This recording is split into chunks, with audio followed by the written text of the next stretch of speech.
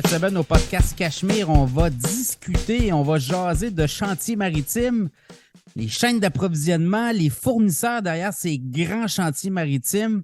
Pour en parler, Pierre Drapeau, président de l'Association des fournisseurs de chantiers Davy Canada. Comment ça va, Pierre?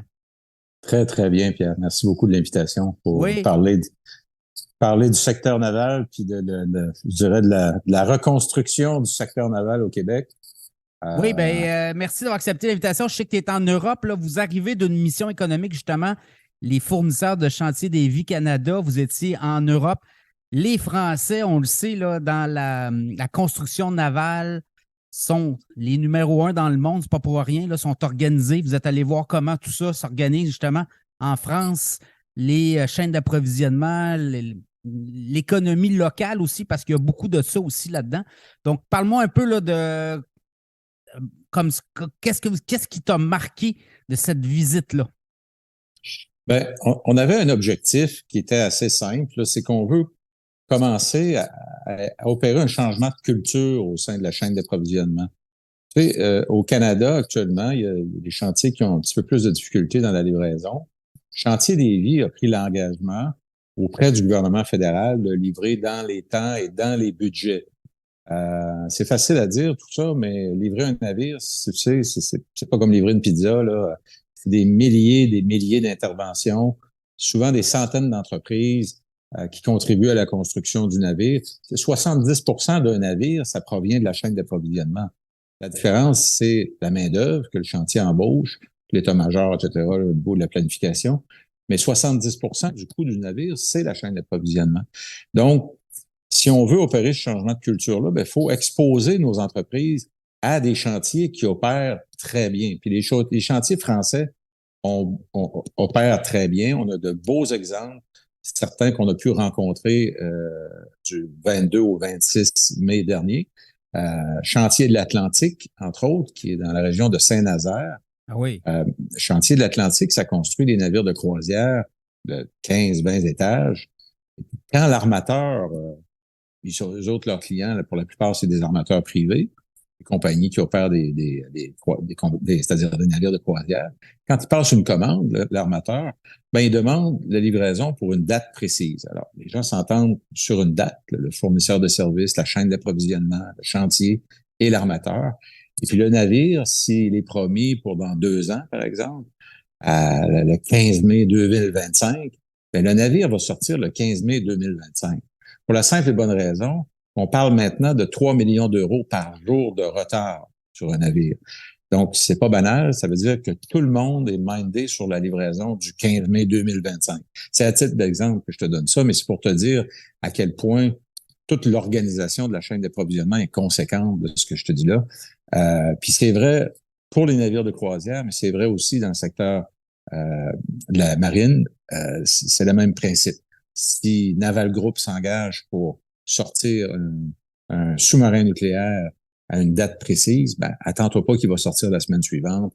Il sort au moment prévu.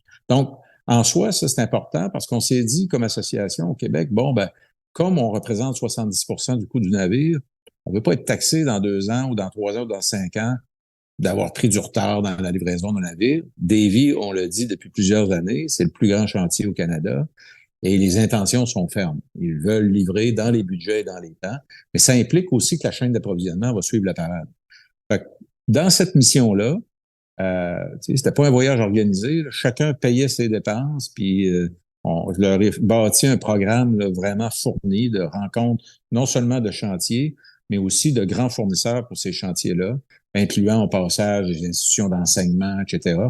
Donc, chacun payait ses dépenses, puis chacun voulait apprendre parce que plusieurs d'entre eux savent qu'ils feront partie éventuellement de la livraison des navires qui font partie du 8,5 milliards de contrats que Davy s'est fait annoncer le 4 avril dernier.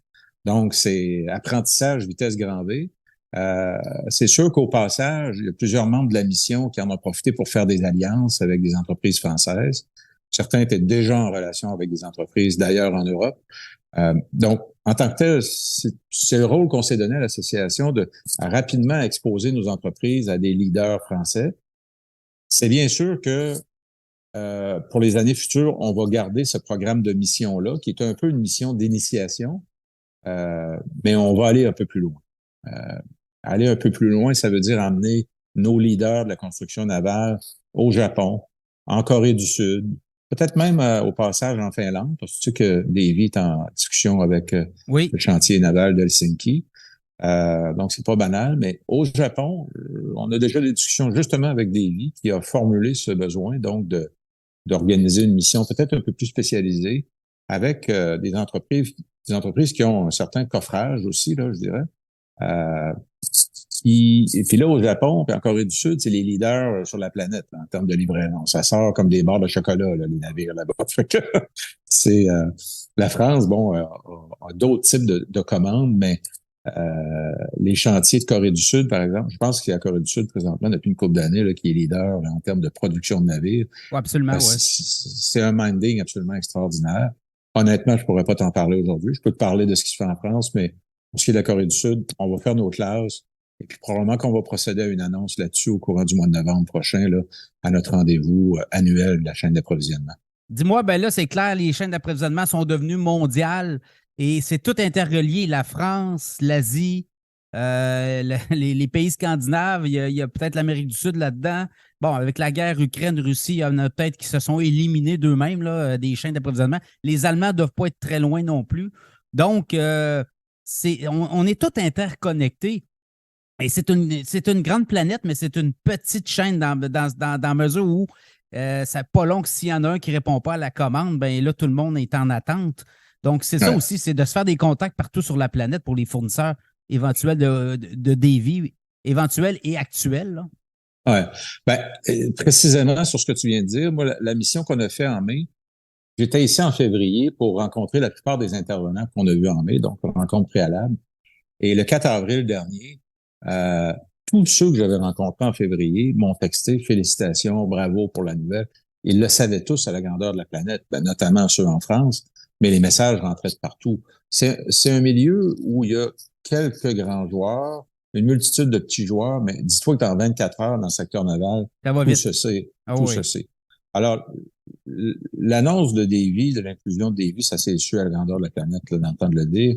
Et ça veut dire aussi que ce qui n'était pas réglé avant le 4 avril avec ceux à qui j'avais proposé une rencontre, ben, ça s'est réglé le 5 ou le 6 parce que du coup, on est devenu la plus belle mariée en ville et beaucoup d'entreprises européennes voulaient nous rencontrer, là. Ah, Alors, vous on a étiez fait... jasable, là, hein? Tout à coup, là, il y avait de l'intérêt. oui, c'est ça, c'est ça. Alors, puis bon, ça va être le cas pour ailleurs sur la planète pour d'autres projets de mission. Tu sais, les missions, c'est une façon de préparer le futur. Il y a aussi l'Institut maritime qui faisait partie du programme de mission, qui ressort avec beaucoup, beaucoup de connaissances, puis beaucoup de projets pour améliorer leur programme de formation. Oui, il y a Il y a ça des aussi. jeunes aujourd'hui qui sont sur les bancs d'école, peut-être au niveau secondaire, qui vont se faire offrir dans quelques années de travailler en construction navale.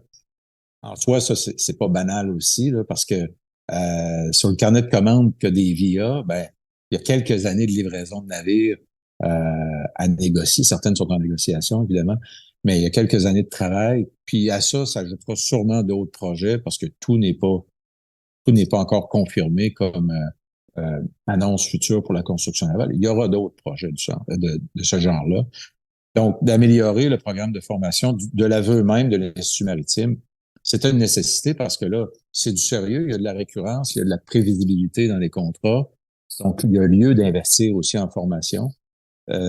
Ça aussi, c'est pas rien. Éventuellement aussi, on pense peut-être à une chaire, un projet de chaire de recherche qui pourrait naître au Québec sur la construction navale. Il y a plusieurs acteurs qui m'en parlent. Euh, bon, bref, ça veut dire un écosystème qui est en train d'être relancé au Québec. On ne l'aura jamais vu aussi fourni, aussi touffu, je dirais, là.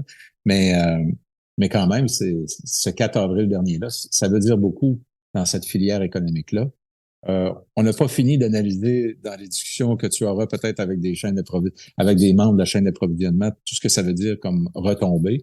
Euh, mais bon, pour plusieurs, quand tu vois une entreprise, par exemple, comme EBM Laser Saint-Augustin, qui organise son futur par des partenariats en Suisse, en France, puis à quelques endroits en Europe, pour vraiment offrir à Chantier de Lévis, puis peut-être aux autres chantiers canadiens, des services appropriés, là. C'était pas banal. C'est le genre de truc qu'encore il y a 1 an et demi, 2 ans, tu aurais dit, ben non, ils sont ben trop en avant. Là, ils sont à fond de train. Là. Le groupe de 33 entreprises est arrivé en France. Eux, ils étaient déjà ici depuis plusieurs semaines, puis ils préparaient le terrain. Alors, tu sais, ça veut dire des nouvelles, je dirais, de nouveaux services ou une nouvelle gamme de services qui va être offerte par un groupe d'entreprises. Pour l'instant, elle est à peu près à 60% autour du chantier des vies, mais ils sont présents, comme tu te rappelles, Pierre, ils sont présents dans 13, bientôt 14 régions du Québec, ces entreprises-là de la chaîne d'approvisionnement. Le plus gros noyau est dans la région de Québec. Après ça, c'est Montréal, puis après ça, c'est éparpillé pour à peu près 25% de la chaîne d'approvisionnement un peu partout au Québec. Puis on a des entreprises qui sont dans 4 ou 5 autres provinces au Canada. Là, Donc, c'est des fournisseurs de partout du Québec qui sont allés en France et qui ont conclu des deals aussi. Parce que ouais, ça va d'un côté comme de l'autre. On a aussi un accord de libre-échange avec les Européens. Ça aussi, ça voilà. peut faciliter les liens d'affaires. Et tu Ouais. nous dis qu'il y avait des Québécois qui étaient là puis qui ont peut-être même potentiellement des contrats à venir avec des gros joueurs français et autres de la filière Bon. des pièces et des fournisseurs de chantiers maritimes. Ouais, et ça, c'est assez. Puis merci de me ramener là-dessus parce que tu as ouvert sur ce sujet-là. Quand on était, il y a quelques jours, au chantier de l'Atlantique, on était avec la responsable de la chaîne d'approvisionnement. Elle en a quelques centaines d'entreprises sous sa direction. Elle nous reçoit comme groupe et elle présente un peu le fonctionnement, puis comment ils opèrent le chantier, puis de navire en navire. Écoute, c'est sûr qu'après, on a fait la visite, puis tout le monde avait les yeux écarquillés jusqu'à la nuit. Là, tu sais, C'est des on- gros, hein, c'est énorme. Là. Saint-Nazaire, c'est des bateaux de croisière à 20-25 étages de haut. Là, Ah oui, puis écoute, l'accès aussi à la cale principale, il y a quelques cales de travail, mais il y en a une où il y a une galerie intérieure, à l'intérieur du mur de côté. Tu as comme une galerie, c'est un peu comme à l'abri, mais c'est un peu comme si on entrait momentanément dans l'intimité des travailleurs puis des fournisseurs qui sont là. Et là, tu observes, puis ils sont plusieurs centaines à bouger autour du bateau, puis certains sont en train de monter des pièces. La grue, le portique, comme on l'appelle, ou la principale grue, dépose des pièces maîtresses une après l'autre. Sur les côtés du navire, ils entrent les modules qui peuvent être tantôt des chambres, tantôt bref, qui a toutes sortes de fonctions, là. Bref, quand on parle à cette directrice de la chaîne d'approvisionnement, elle nous dit, vous savez, on a 4% de nos fournisseurs qui sont à l'extérieur de l'Europe. Alors, tout de suite, évidemment, je lève la main parce que, bon, je l'avais préparé aussi à cette question-là. Là. On va pas là pour faire des surprises à personne, évidemment. J'ai dit, bon, donc ça veut dire que certaines des entreprises qui sont dans la salle aujourd'hui pourraient vous proposer leurs services. Elle me dit oui, totalement. Évidemment, elle avait déjà la liste des participants.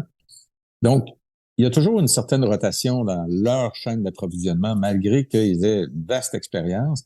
Il y a toujours quelqu'un qui est occupé sur un chantier ailleurs qui dit, donc, ben, moi, je peux pas aller sur ton navire de croisière en 2025 pour X raison, j'ai déjà un autre contrat.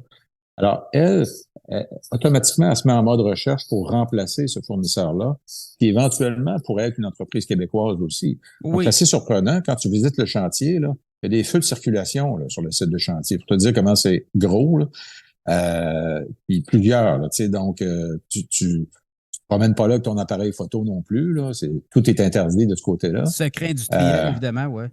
absolument. Donc, quand elle nous dit ça, elle dit oui, on a 4%, mais il pourrait très bien y avoir des entreprises canadiennes. D'ailleurs, il y en a eu récemment.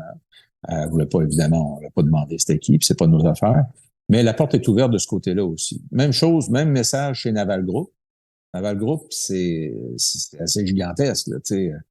On a aussi la possibilité, puis on va travailler ça avec certaines entreprises là, dans des filières bien spécifiques, de participer à 2 autres salons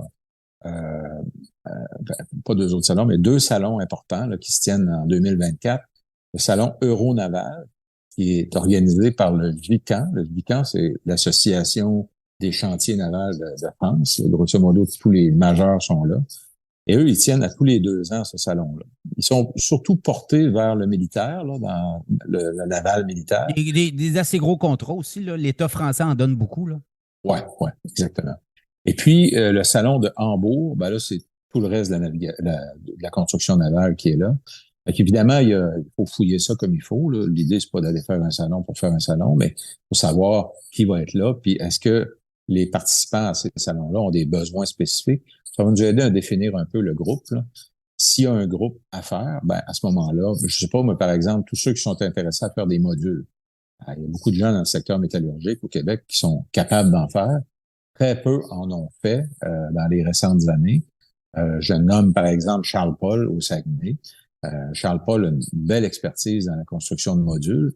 Un module, grosso modo, sans être vulgaire, là, je dirais que c'est une boîte de métal, du métal assez épais, avec les trous sont tous placés pour soit entrer des pièces, ça peut être tout simplement un module qui va être réservé pour faire une chambre, par exemple, sur un navire.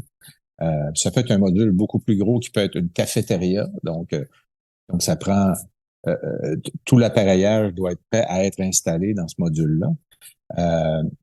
Tout l'appareillage doit être prêt aussi à recevoir les conduites électriques, les conduites de plomberie. Donc, faire un module, c'est pas juste une boîte de tôle, là, c'est assez Puis complexe. il y a des plans, puis il faut te suivre ça d'assez près, là, dans Ouais, le fond. ouais, Quand tu ouais. livres, c'est un clé en main à ton client. C'est ça. Parle-moi un peu de le sentiment des Québécois là-bas. Bon, notre dollar est quand même attirant aussi. Ça peut jouer, là. Eux autres sont en euros. Ouais. Donc, notre dollar ou US, je ne sais pas comment on remet tout ça, mais dans l'équation, notre dollar les attire, ça, c'est sûr. Et Ouais. il y a possibilité pour nos entreprises d'aller chercher des contrats là, clairement. Absolument. Toujours avec cette dame là, de la chaîne d'approvisionnement, qui s'occupe de la chaîne d'approvisionnement à Saint-Nazaire, quand je l'ai rencontrée la première fois, je suis obligé de te dire que c'était un peu froid comme échange parce que elle, d'une part, bon, j'arrivais là avec un chantier. Alors, ah oui, bon, des vies, ouais, bon. Mais finalement, tu sais, après quelques semaines de discussion, ils ont bien compris que on relançait le chantier, malgré que les actionnaires qui sont là ont une vaste expertise en la matière. Il y a vraiment une nouvelle pour laquelle on était en attente à ce moment-là, c'était la confirmation de Lévis. Alors ça s'est confirmé, puis je te dirais presque le lendemain matin, Ça ouvre des portes, hein? Saint-Nazaire, Oui. Saint-Nazaire était prêt à nous recevoir et ils nous ont très bien reçus. Euh, mais là, le message que cette dame nous fait, c'est organisez-vous. Donc, organisez-vous, c'est pas achetez-vous un billet d'avion, c'est Non, non. organiser une offre qui va répondre à nos besoins. Donc, le module que vous êtes capable de faire comme des milliers d'entreprises, il faut qu'il soit plus avancé que ce que la compétition offre. Ça veut dire que peut-être les conduites, peut-être une partie de l'intérieur du module devrait être inclus. Il y a des entreprises comme Almaco qui s'en vient s'installer au Québec, se spécialisent là-dedans actuellement, la finition en tant que telle, de sorte que le module, quand tu le vois monter le long du navire de croisière, par exemple l'Utopia, là, comme Utopie, là, l'Utopia qui est là en cale sèche présentement en train d'être construit. Ben, le module, on le voit monter sur l'ascenseur, il rentre de côté. C'est presque un plug and play. Là, C'est un Lego, hein? C'est un jeu de Lego, là. C'est vraiment un Lego. Alors, eux, quand tu peux leur fournir un service intégré comme ça, ils triplent. Je veux dire.